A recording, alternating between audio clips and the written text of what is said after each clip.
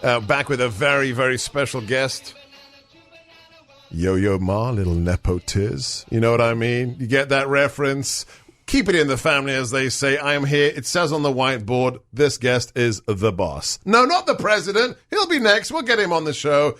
We are here with Katie Gorka. She is with the Heritage Foundation. She's my muse. Katie, welcome to the show. Thanks, husband. It's so great to be here. It only took, what, a year and a half? Yeah, something like that. You just didn't want to come on, did you? I had to be the right moment. Okay. 3.5 years in the Trump administration.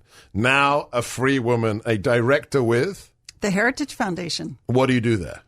I run their program on civil society and the American dialogue. And a lot of what I do is try to make sure that we restore the proper teaching of civics and history in our schools. And we push back on some of the terrible content like the 1619 Project and Howard Zinn.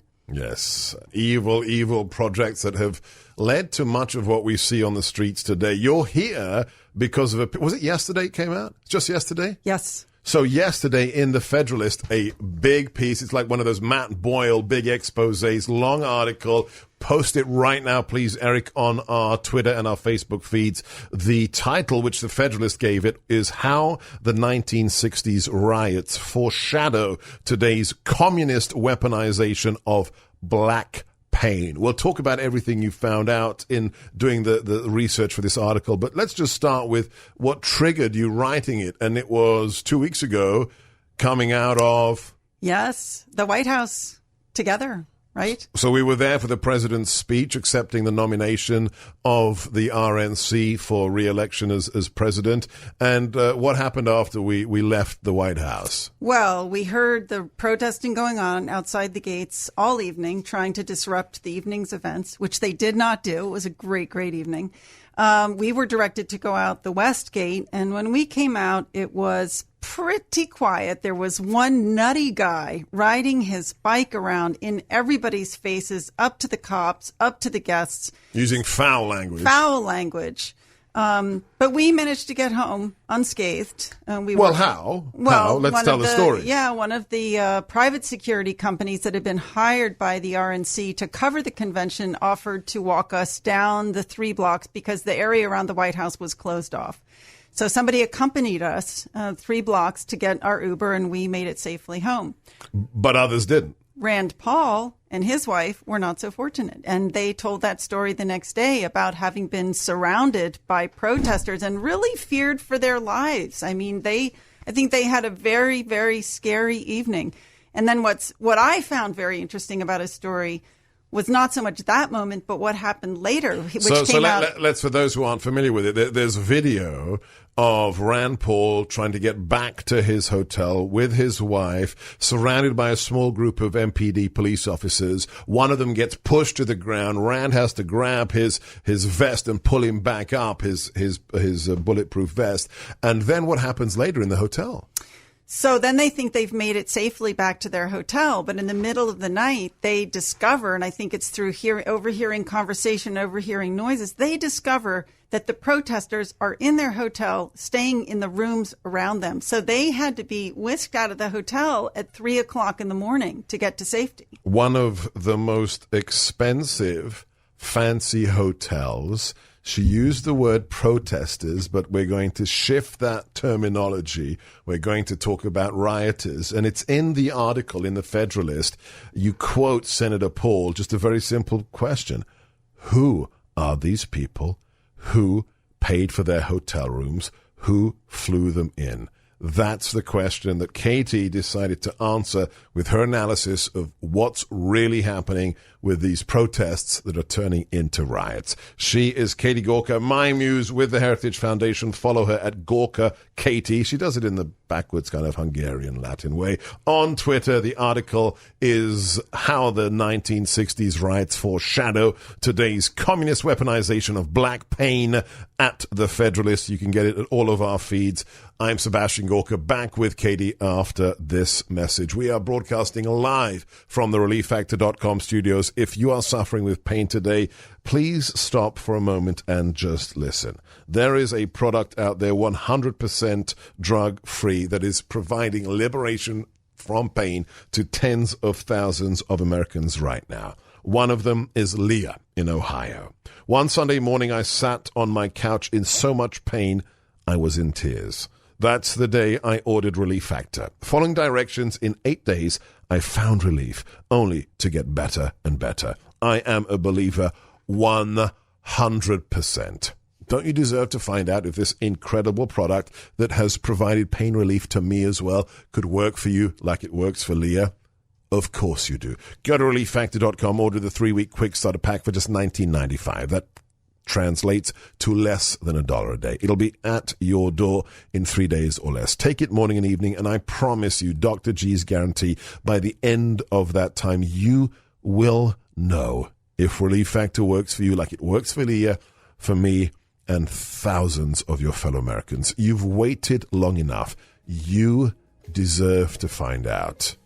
Like the president says at his rallies, what have you got to lose? Do it now. Call them 800-500-8384, relieffactor.com.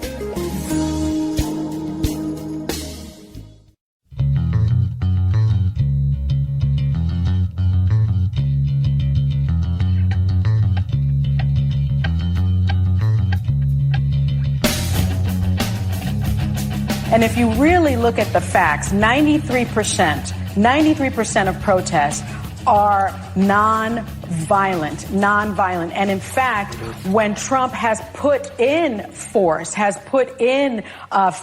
enforcement, out of those 93%, the violence ratchets up, right? And so more than 5% of the protests actually that are linked to the Black Lives Matter movement that was met by force by authorities compared to 1% of other sorts of demonstrations like COVID protests or protests about being unhappy about not being able to, go to the barbershop. Right. And so this is manufactured by the Trump campaign. And I just wish that people understood that and knew that and just looked up the real facts about protests in this country.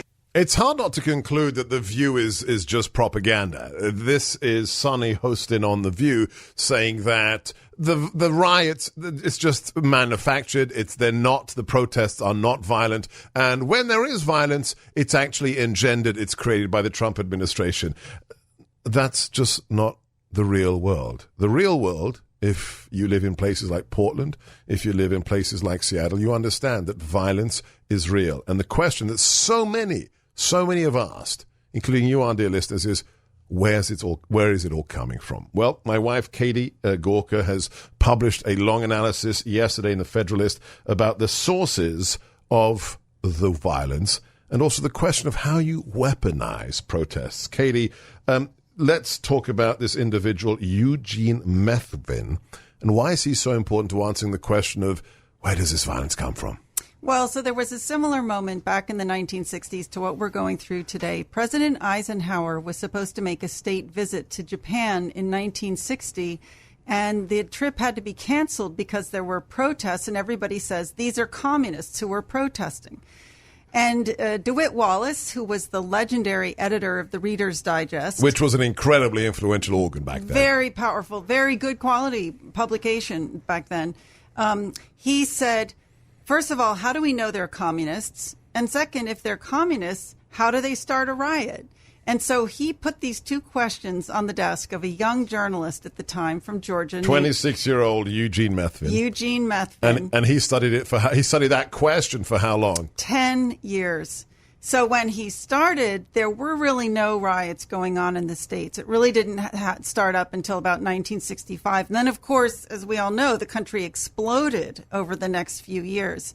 But it is incredible for today's purposes to go back and read what he found, because the parallels are just profound. So talk to us about what he found back then in America in the 60s. Talk to us about Students for a Democratic Society and Tom Hayden. And you've read his book, Riot Makers, the seminal book. What did you learn? So what I learned was two things that I think are particularly important for today. So the first one is everybody concluded, even about the riots in the 60s, that they were spontaneous. What Methvin, in fact, they were called righteous protests. What Methvin discovered, though, and the SDS made no secret about it, Methvin discovered that this group of young primarily white Marxists called Students for a Democratic Society. Who were linked eventually to the Weather Underground. Part of them became the terrorists, the Weather Underground. They went into 10 cities of the Northeast and spent 3 years in those cities stoking grievances. Now, to be fair, the black populations in those cities had very legitimate grievances, right? Much as today we can say there are reasons to talk about holdovers of racism. Like, we're not saying there's no problems, but what Hayden and his compatriots did was go into these cities and really stoke grievances. So this was a plan. I mean, they had a plan to exploit grievances into violence. They were very open about their plan. They talked about their plan. Yep. And not only, here's what's interesting, not only did they stoke the grievances, they actually provided the tools. So they taught people how to make Molotov cocktails. They instructed people, throw them at white people, throw them at police. They did a lot to raise anger with the police. That was a very big feature. And so when, there was an incident very similar to the George Floyd killing where 2 black men were seen being dragged into a police station in Newark. And that was the explosion that set off days and days of riots. And then, of course, it spread around the country. Just so people understand, this isn't theorizing. This is documented fact. This individual we're talking about, Tom Hayden, remarkably, was published in the New York Times Review of Books. And in Katie's article, there is a quote from that piece from Tom Hayden in the New York Times Review of Books. The role of organized violence is now being carefully considered. During a riot, for instance, a conscious guerrilla, fascinating language, a conscious guerrilla can participate in pulling police away from the path of people engaged in attacking stores, looting. He can create disorder in new areas the police think are secure. He can carry the torch, if not of all the people, to white neighborhoods and downtown business districts. If necessary, he can successfully shoot to kill. I mean, that could be today, could it not? You can't tell me that the protesters today, the rioters, are not using that very same playbook. I mean, it's word for word. Yeah. The article we're talking is about my wife, is written by my wife, Katie Gorka. It's at The Federalist. You can catch it right now on our Twitter and Facebook feeds. It is entitled, How the 1960s Riots Foreshadow Today's Communist Weaponization of Black Pain. And the most interesting question, is there a connection between the SDS, Students for a Democratic Society, from the 1960s and what we are seeing on the streets of America today and the Black Lives Matter movement? For the answer to that question, stay tuned here on America First, live streaming on YouTube, on Facebook, available on Instagram TV, of course, wherever you get your podcast from. Subscribe today, and don't forget our YouTube channel. Hit the subscription button and then the notifications bell twice, because that's how sneaky they are, and you'll never miss a thing. But a question for you, my friends. If you're using a cell phone today and you're with one of the big cell phone providers, here's some bad news. The people who hate America, like the ones who are marching on the streets, are in certain cases funded by big corporations, including the big cell phone companies. Every month when you pay your bill, they donate a portion to things such as Planned Parenthood, anti-gun organizations, even Democrat candidates. Don't let them. Why would you, as a conservative, let your money be used against you? Switch today to the only conservative Christian cell phone company, Patriot Mobile. Not only are they conservatives, they are rated #1 in America for customer service.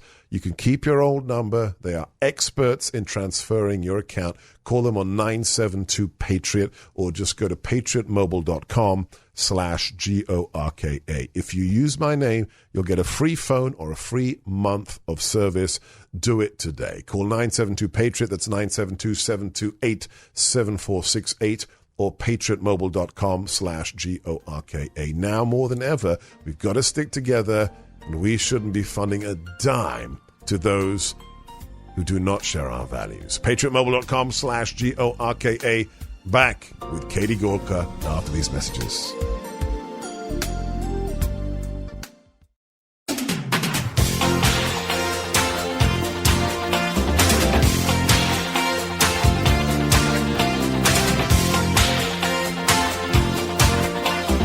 America first.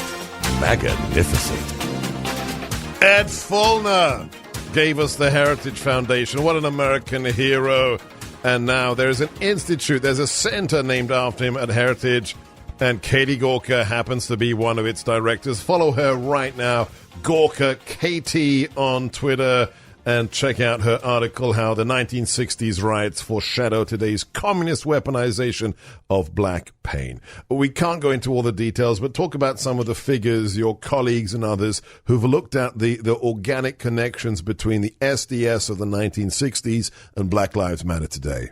Yeah, so very importantly, SDS sort of eventually split, and it developed a militant wing called the Weather Underground. And there are people today from the Weather Underground who are tied to Black Lives Matter. A number of great people have been documenting that. My colleague Mike Gonzalez, Andrew Sullivan, who does such a good job, Andrew McCarthy, Kyle Scheidler have all documented this. And those names are mentioned in your article. Yeah, and the links to their articles are in my article. At The Federalist. You can check it out on our feeds. In the last 2 minutes we have, the big point of your article, whether it's what happened in the 60s or today, is really a very sad point. What is that point, Katie?